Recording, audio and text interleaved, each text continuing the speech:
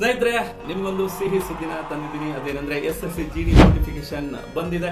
ಒಟ್ಟು 25,487 ಹುದ್ದೆಗೆ ಈ ನೋಟಿಫಿಕೇಶನ್ ಬಂದಿದೆ. ಮುಂದೆ ಹೋಗ್ತಾ 50,000 ವರೆಗೂ ವೇಕೆನ್ಸಿನ ಫಿಲ್ ಮಾಡುವ ಸಾಧ್ಯತೆ ಇದೆ. ನೀವು ಜಸ್ಟ್ 10th ಪಾಸ್ ಆದ್ರೆ ಸಾಕು, ಎಕ್ಸಾಮ್ನ ಬರೀಬಹುದು. ಎಕ್ಸಾಮ್ ಕನ್ನಡದಲ್ಲೇ ಇರುತ್ತೆ. ಇನ್ನು ಜನರಲ್ ಕ್ಯಾಟಗರಿ ವಿದ್ಯಾರ್ಥಿಗಳಿಗೆ ಏಜ್ 18ರಿಂದ 23 ಇರಬೇಕು. OBC ದವರು 26ವರೆಗೂ, ಅದೇ ರೀತಿ SC ST ವಿದ್ಯಾರ್ಥಿಗಳಿದ್ರೆ ನೀವು 28ವರೆಗೂ ಈ ಎಕ್ಸಾಮ್ನ ಬರೀಬಹುದು. ಈ ಎಕ್ಸಾಮ್ ನಿಮಗೆ 2026 ಫೆಬ್ರವರಿಯಿಂದ ಹಿಡಿದು ಏಪ್ರಿಲ್ ವರೆಗೂ ಯಾವುದಾದ್ರೂ ಒಂದು ಡೇಟಲ್ಲಿ ನಿಮಗೆ ಒಂದು ಎಕ್ಸಾಮ್ ಇದು ಬರುತ್ತೆ.